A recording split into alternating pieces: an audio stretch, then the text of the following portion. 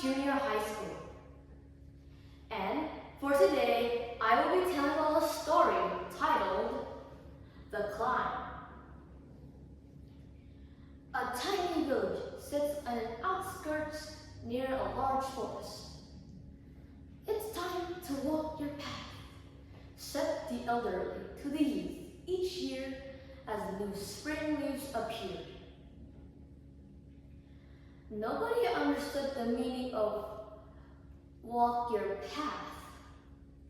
Some people thought it was customary, while some others thought it was really a challenge.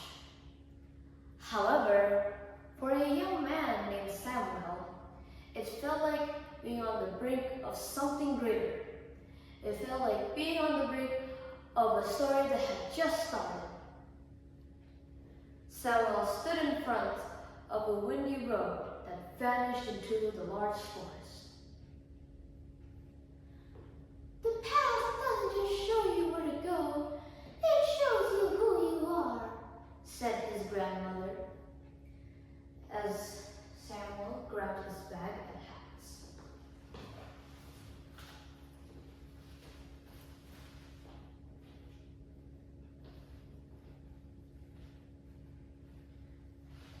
Samuel then continued walking towards the forest.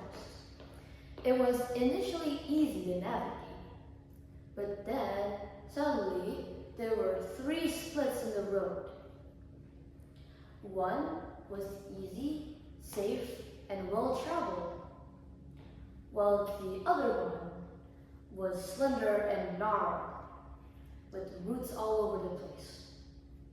And for the third one, it really wasn't a path at all, even though there's a slight indication in the grass where someone may have stepped through it. Samuel paused. A part of him wanted to go to the safe path. He just felt so safe in there.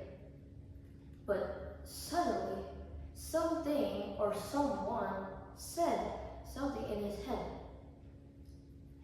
Growth doesn't happen in the easiest path.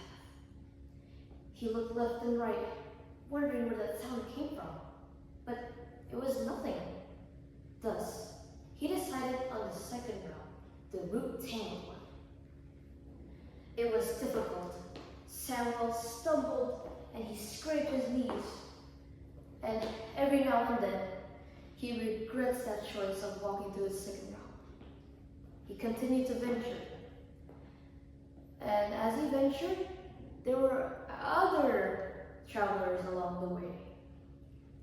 One of them were playing music that was uplifting, while others were telling a story by a campfire. And even though they were different choices, they still were supporting and helping each other nonetheless. Days have passed. Samuel waded through the rivers, his clothes now soaked with water. He continues walking and walking, all tired, waiting for this path, this hill, anything. But then he really wanted to go back. And then his foot was actually steadier and he spoke more bolder. He realized. Then he decided to go much further. Hours and hours later, he's breathlessly breathing. Then he sees it, the hill that he's been trying to find. Then he climbs up. He looked at the back, seeing the large forest behind him.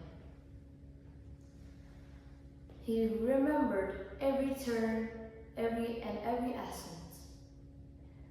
Then he understood that the journey wasn't because he wanted to go, but it's because how he was shaped in. This is my path, he whispered to himself, almost in disbelief. Thank you all for listening to my story. That will be all. Wassalamualaikum